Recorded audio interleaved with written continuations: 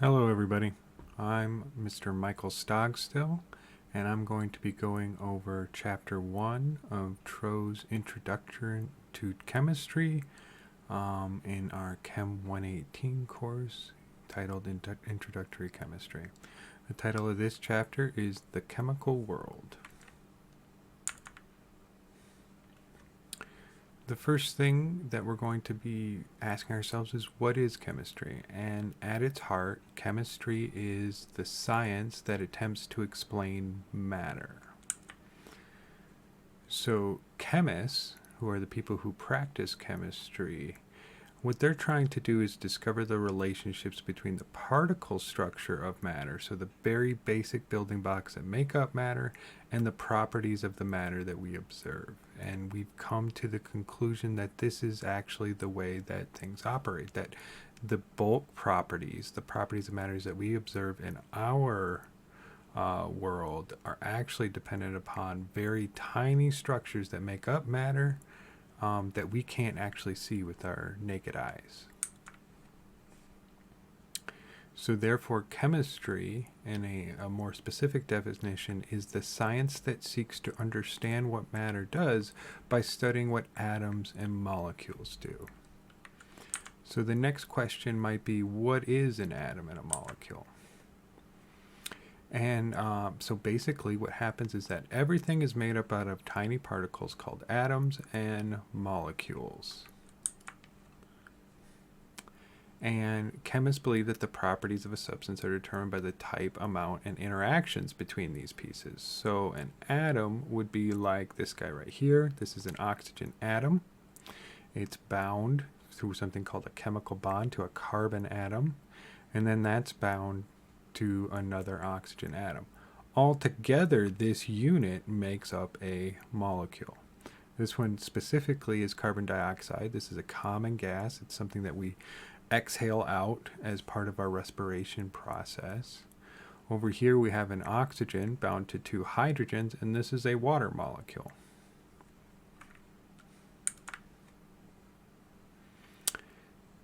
Next, we'll discuss the scientific method, and this is the method that chemists use to figure out how the world works and to learn more about the matter around us. And it's basically a process for trying to understand nature by observing it and analyzing the way it behaves. Hypotheses are formed and tested through experimentation.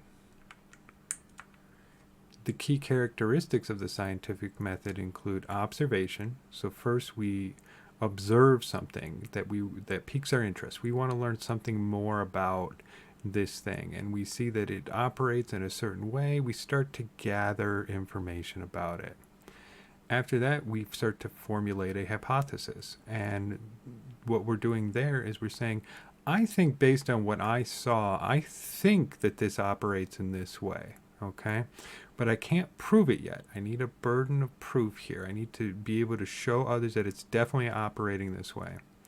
And then what you do is you go ahead and you design an experiment. And this experiment is going to allow you to get that proof, to show that your hypothesis about the thing that you observed is actually true.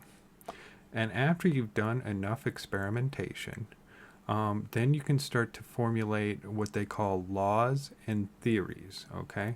Laws are basically saying that you think that a thing works this way because you've seen it work that way over and over again in experimentation. Enough experiments have been done by enough people that prove that it works this way. Theories go a little bit further, okay? Because theories tend to have more information. They don't just explain that, yes, it works this way, right? But also like why it might work that way. It starts to fit it into a framework of other information that scientists have gathered that allows you to kind of answer that question why.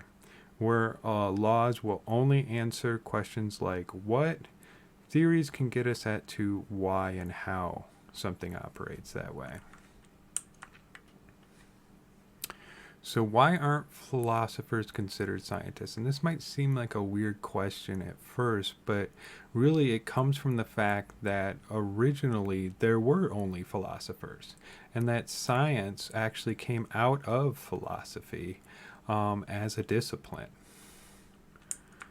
So, philosophers, they observe nature, they explain the behavior of nature, they communicate and debate ideas with other philosophers, and the truth that they find is ultimately revealed through logic and debate. So they work through using the principles of logic and debating one another about what could be true or shouldn't or might be true.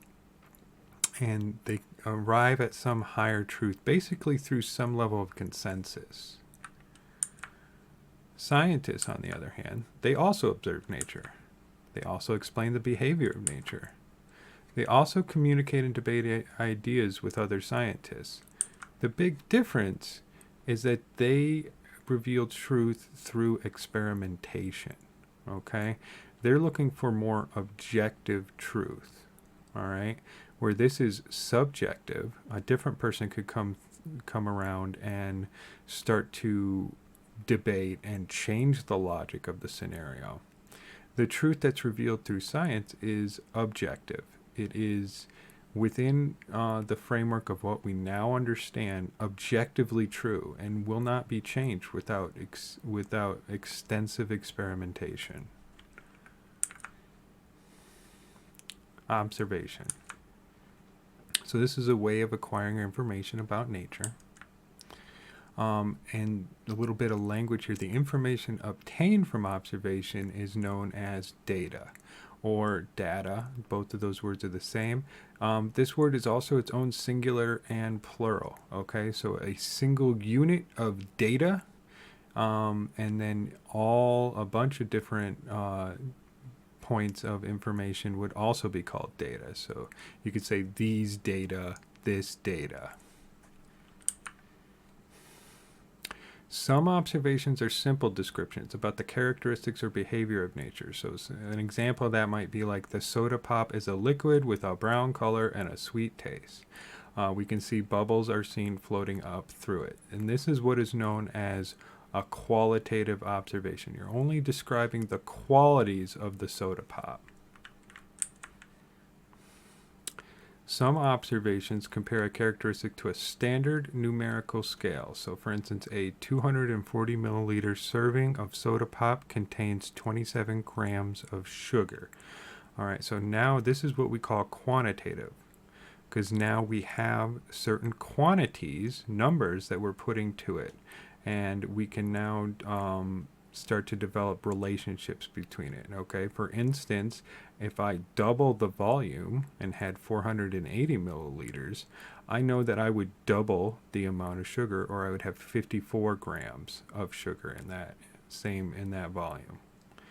Similarly, I could figure out how much sugar there is for every 1 ml of soda pop. And this would all be the result of a quantitative observation. Hypothesis. So, as we said, this is a tentative interpretation or explanation of your observations. Okay? So an example of a hypothesis might be that the sweet taste of the soda pop is due to the presence of sugar. And that would kind of make sense, right? We know that sugar is sweet. We know that there's sugar in soda pop. We can kind of start to think that the sweet taste of the soda pop comes from the sugar that we added to it. In order to be a hypothesis, though, like you can come up with a lot of different explanations for your observations, but what really makes it a hypothesis as opposed to just an explanation is that a hypothesis can be tested and proven wrong. So you're kind of designing your explanation in such a way that you can create an experiment to test it. Okay? This means that it should be falsifiable. That means that it could be proven wrong. Okay? And it would be nice if you could only have one test, so one set of experiments that would invalidate your hypothesis and prove it incorrect, or, at least allude to the fact that it could be correct. Experiments. So an experiment is a set of conditions that you set up and parameters that you're going to measure in order to test either a hypothesis, law, or theory. So if you are just starting off with an idea, you've only formed a hypothesis so far, you're on the cutting edge, you would be testing a hypothesis. Whereas if you're trying to kind of challenge or push the boundaries of existing scientific thought, you might be going after challenging a law or an existing theory. As a nice little idea here, let's see if we can do some experimental design.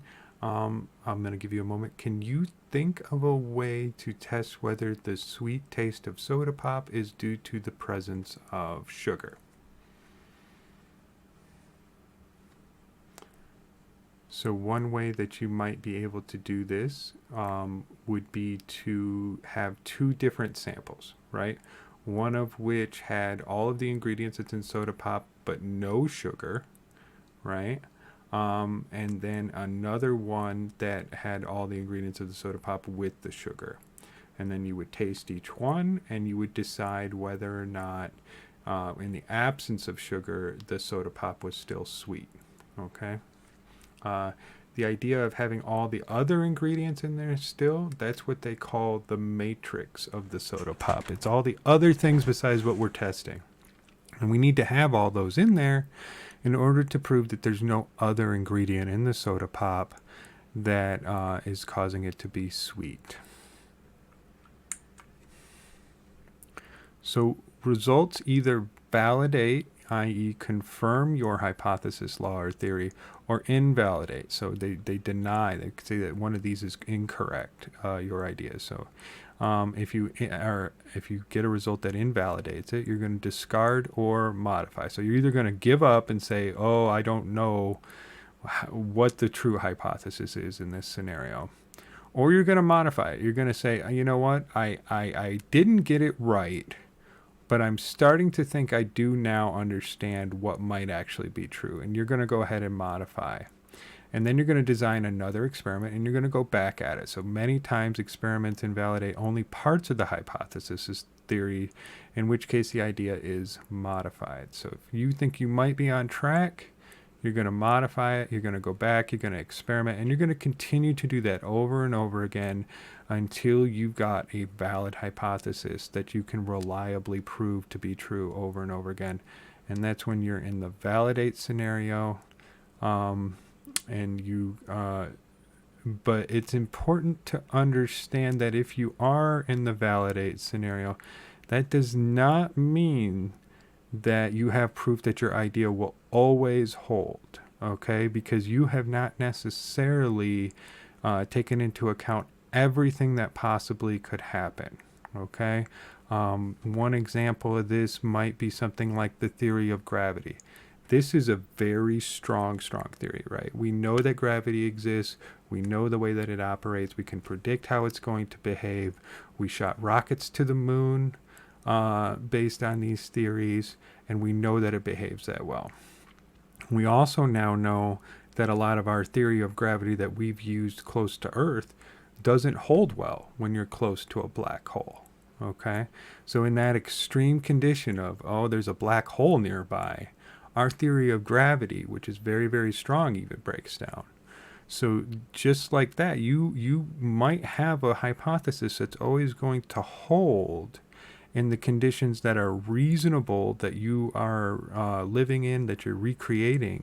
But we can't necessarily yet say that your idea will always hold. And that is why science always moves forward. It's always kind of reinventing itself. It's always modifying. It's always iterating through these experimental scientific methods in order to be able to have a more unifying theory that explains everything. Laws. So as I alluded to earlier, laws are a summary of observation that combines all past observations into one general statement. Okay, so we have the law of conservation of mass, and this basically states that in a chemical reaction, matter is neither created nor destroyed. So here's an example of a law.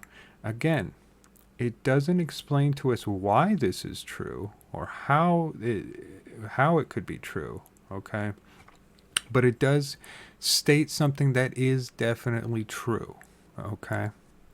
And it's been proven over and over again in many, many different experiments. It's going to allow us to predict future observations. So now we can always assume this, and we can use this as a tool to better understand chemical reactions.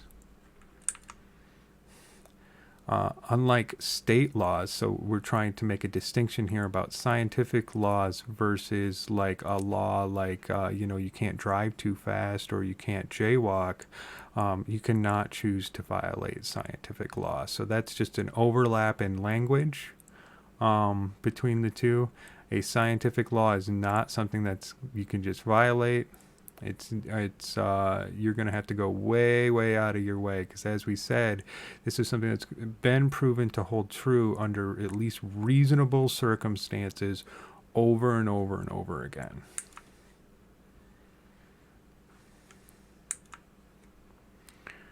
So observations tell you what happened in a single event, but a law summarizes all the observations, effectively telling you what you will observe in future events, okay?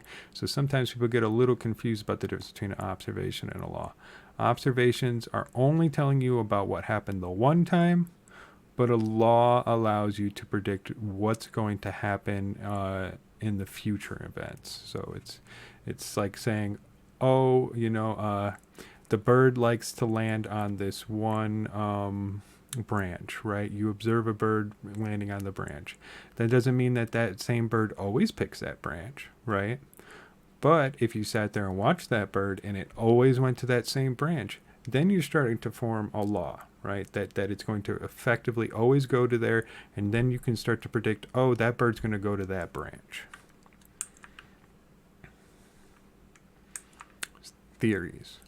So this is a general explanation for the characteristics and behavior of nature. And various models are developed. So a model gives us an idea of what it is that we're observing. Okay, and one example of this is Dalton's atomic theory, right? Where he starts to say, you know what, I think that all matter is made out of atoms. And I think that they're going to follow certain specific rules. And he started to lay out what those rules might be. So models are very important in science, and they're becoming more and more important as we can build stronger and stronger models using technology and computers and stuff. For instance, like pharmaceuticals these days, a lot of the different medicines that they develop and stuff use very sophisticated computer models that are basically coming back to scientific principles and applying them in order to decide how these different drugs are going to interact inside of your body.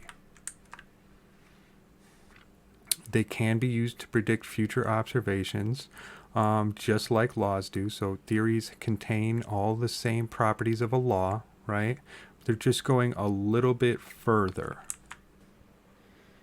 So probably the most confusing distinction that we have when we're thinking about the scientific method is the difference between a law and a theory.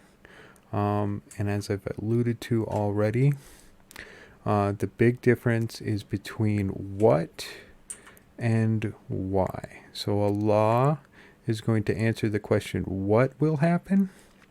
And theories are also going to be able to explain what will happen, but it's going to go further, and it's going to tell us why that happens, okay?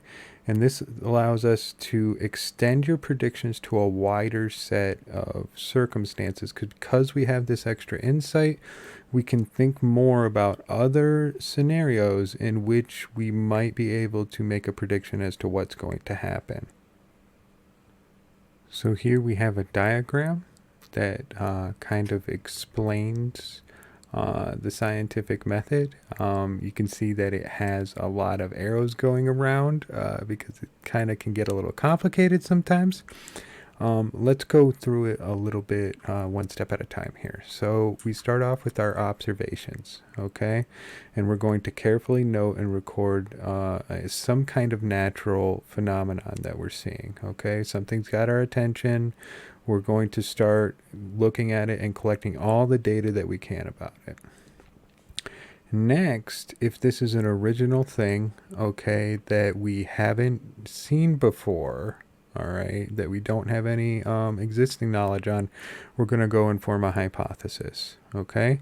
If it's something that we have seen before, all right, that you can relate back to other experiments that other people have done, which is going to require some research on your part, then you're going to go and you're going to start thinking about a law, some existing law that exists based on the observations of previous experiments. It would be incorrect for you to move on to an original hypothesis when there is some existing body of work. So it's always important to go and check the literature and know whether or not people have already seen the same thing that you've seen. So assuming that we are moving on to a hypothesis, you're going to start with a tentative explanation of a single or small number of natural phenomena. So you're going to start to get a sense for this, an intuition for what's happening that you're observing, and then you're going to come up with your tentative explanation for it. All right? Then we move on to the experimental design phase, where we're going to test our hypothesis. And then we're either going to confirm it, all right, or revise the hypothesis, okay? So if we confirm it, we can go back, or if we're going to revise it, we can go back onto here, all right?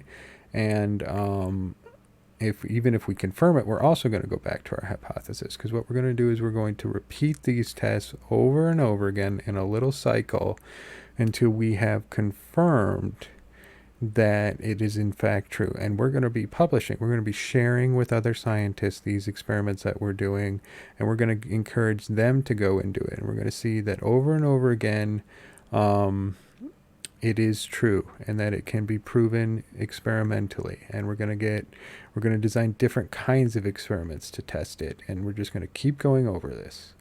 Eventually, once we've collected enough evidence, we're going to move on, and we're going to go into a law. We're going to either state a new law, or we're going to revise an existing law, okay?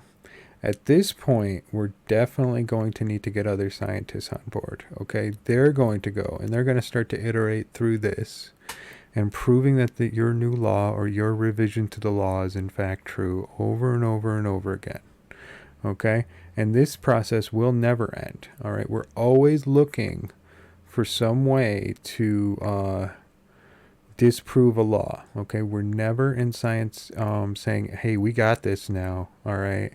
We're always looking to disprove ourselves.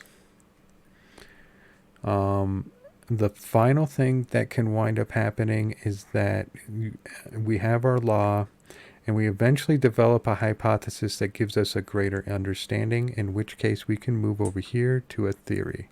And we start to get a general explanation of the natural phenomenon. Okay, we have a little bit more insight here. And again, this theory is always going to wind up being challenged. Okay, we're going to come up with theories, and we're going to design experiments, and we're going to go over and over again, trying to prove ourselves wrong always. Okay? And through this iterative process of going over and over our hypothesis, over and over our laws, over and over our theories, okay, we get closer and closer to that objective truth that science is actually trying to get at.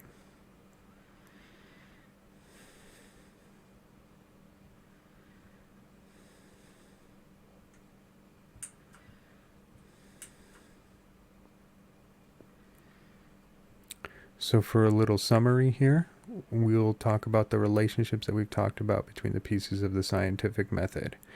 So we have those things that apply to a single or small number of events. The ones that describe what are called observations. The ones that explain why are explanations, okay, is called a hypothesis. Once we extend it to larger events, okay? That applies to all events. The things that just explain what are called laws, and the things that explain what and also why are called theories.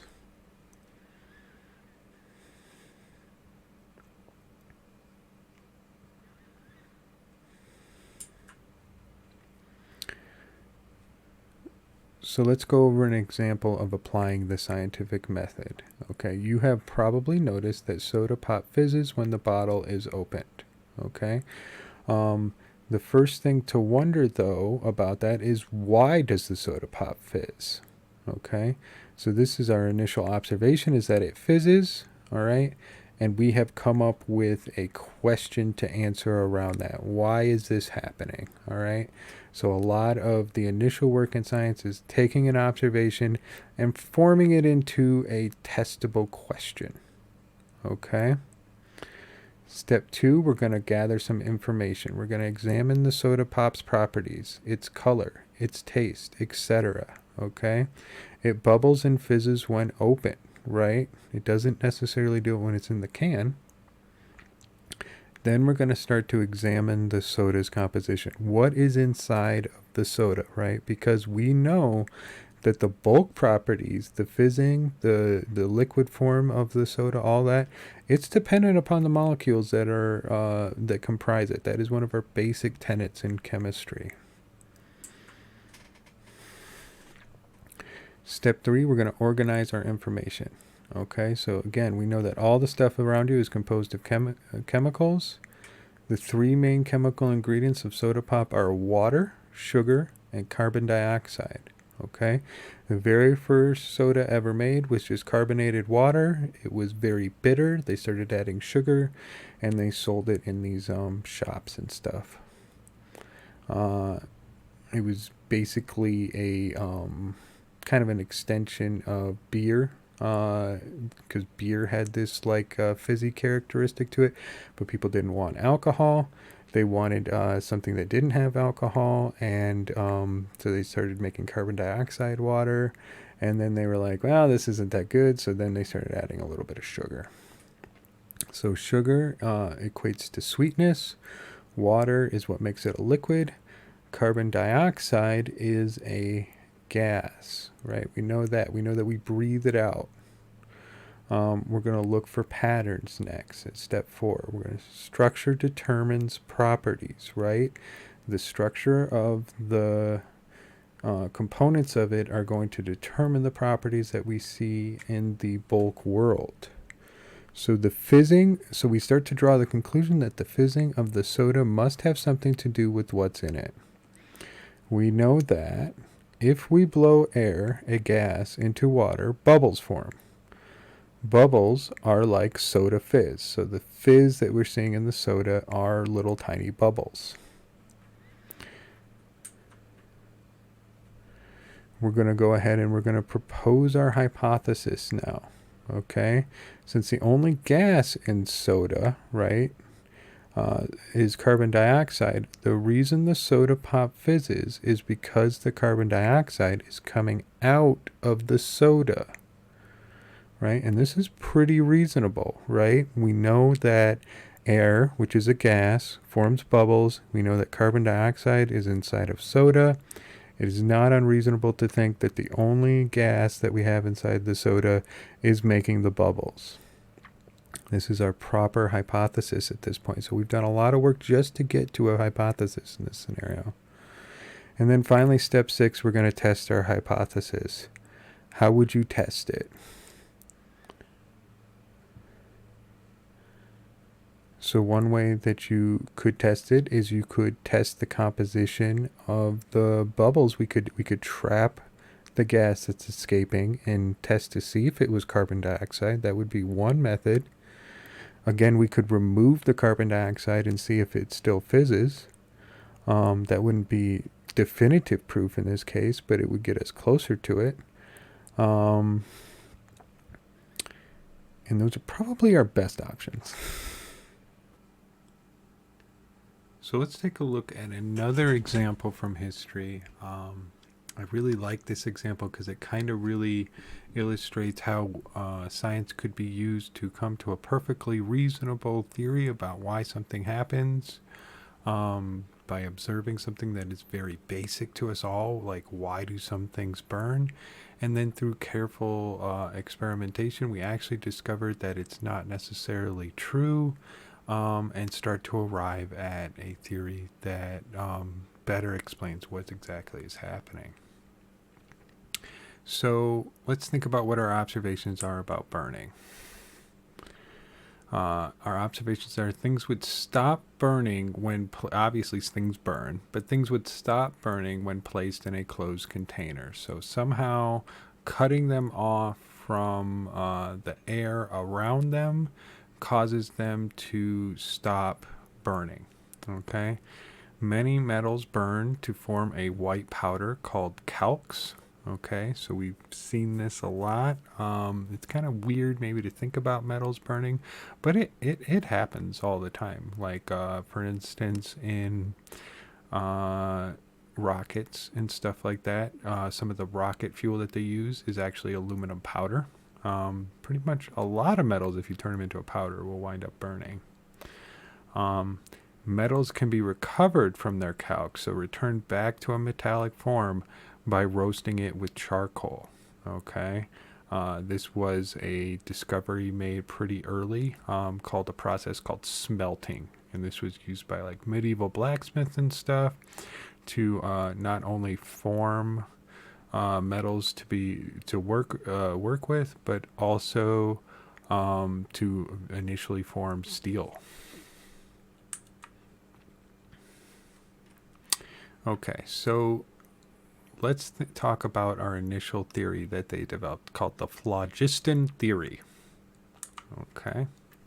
So in this explanation of combustion, it started in the early to mid 1700s, so long time ago, right? And it basically stated that combustible substances contained a substance they called phlogiston. Okay, so inside of anything that could burn is some phlogiston.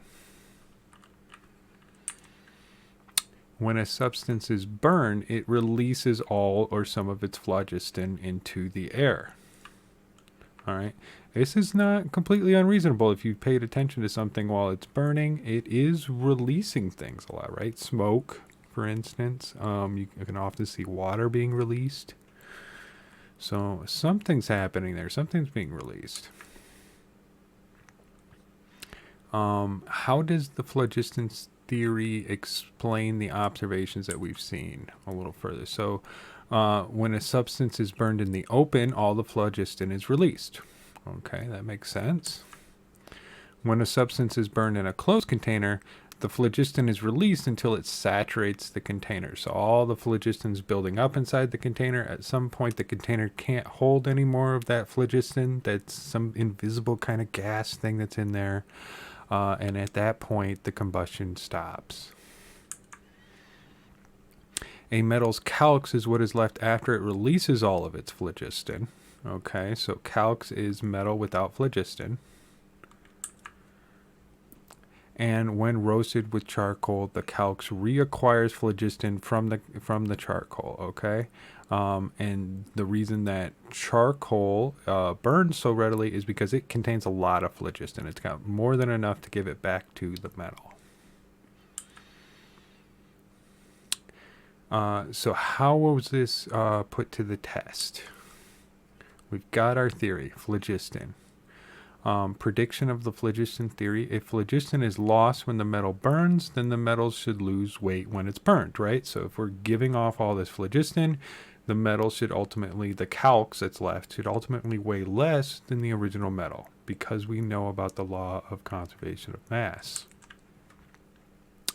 There was a guy by the name of Moreau, and he did some experiments that showed when a piece of metal burned, the resulting calx actually weighed more. Okay, so it didn't lose phlogiston and weigh less. It weighs more than the original metal. So our question is, do Moreau's experiments validate or invalidate the phlogiston theory? And we can see that they in fact invalidate it, right?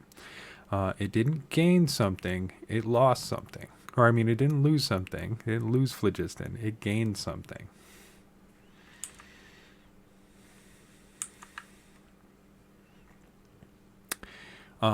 So with the idea that maybe we're onto something here, maybe this phlogiston theory isn't correct, we started to have new predictions of the phlogiston theory, new ways of experimenting with it. So if a calx is heated, right, it should remove phlogiston from the air as the calx is converted to the metal.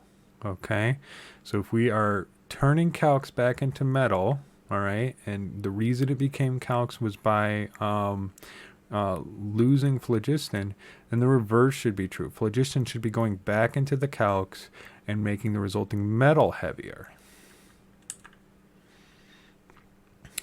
Lavoisier roasted many calx with a large lens and observed that the material he called fixed air was released into the air. So he actually observed things leaving the calx, okay, implying that it's not absorbing things. It's actually, the calx is actually giving things off, all right? And so our question is, does Lavoisier's observations validate or invalidate the phlogiston theory? They invalidate them, right? We're not removing phlogiston from the air, okay? We don't see anything going in. Instead, we see something being removed in the process. I also have here a picture of the giant lens that he used. And I mean, I really love this. This is just an example of, like, you know, a bygone era where people really didn't have much in the way of technology in order to test their observations in their experiments, right? Nowadays, we could just toss this up into an oven. This guy, all he really had is, where can I get things really hot? I've got the sun. How can I focus the sun? Well, I'm going to build a giant contraption in order to focus it, much like a magnifying glass might be used to, say, set a piece of paper on fire or something. So with the observations that we had, we started to come up with a better theory of combustion, okay? Lavoisier proposed an alternative theory. When materials burn, they remove and combine with fixed air from the air, okay? So instead of losing something, he's now proposing that it's gaining something because we see the mass increase when we burn materials. And our question is, does Lavoisier's idea explain all the previous observations? It is consistent with it, right? So now we're seeing that when something burns, it's going to increase in mass, okay? If we can return it back to its original state, it's going to remove this fixed air from its internal structure out back into the air, okay? And we actually know from modern day that this fixed air is actually oxygen. What's actually happening when you burn a piece of metal is it is mixing with oxygen.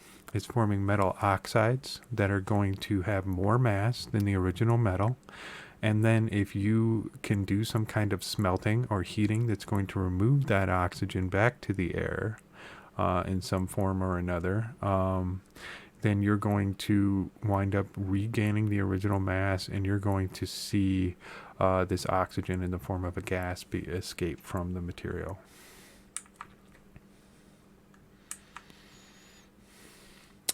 Finally, to wrap up this presentation, we're going to talk about how we can succeed in chemistry and the best approaches to learning chemistry. So the first thing you need to do is be curious and use your imagination, okay? Science is all about exploring and investigating, to ask the big questions of why something is true and to be curious enough to go and investigate it. We want to quantify and we want to calculate it, okay? We need to always be very careful about the quantities that we're dealing with. You know, how much of this do we have? How little is this, you know? And what can we calculate from those things? And how can we compare those values to what we also know to be true? And finally, commitment. A lot of science is just studying and then going to a lab and, conducting experiments, some of which don't work, right? Oftentimes, under the best of circumstances, as we've seen, you're going to iterate through those experiments many, many times. Um, and you need to just be able to, keep the big picture in mind and work through a little bit of monotony sometimes. So the best approaches to learning chemistry, we're going to learn the vocabulary of chemistry. So we're going to have a lot of definitions and terms, all right? They're going to be thrown at you. Sometimes you may hear a word and you don't quite know what it is or anything. And you should just not let that sway you. There is an index and a glossary that's available to you. You can always go and look those up. And if you have any questions about any of that, you can always come and I can kind of elaborate that a little bit for you. We want to memorize the important information, okay? You can't memorize all of chemistry. In the end, we're going to have to think about things and work through things and stuff, but there will be bits of information that you are going to need to memorize in order to be successful. Otherwise you're just kind of constantly going back to the source material over and over again. There's some basic information that's going to be important. The names, formulas, charges of polyatomic ions, and the solubility rules. And a lot of this is just working through the problems. The more you work through them, the more you see these things, the more you write them down, the more natural it's going to come to you.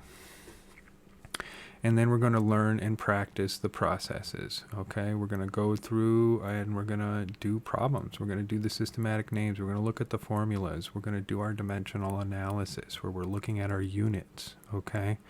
And again, the more you do it, the more natural it's going to come to you.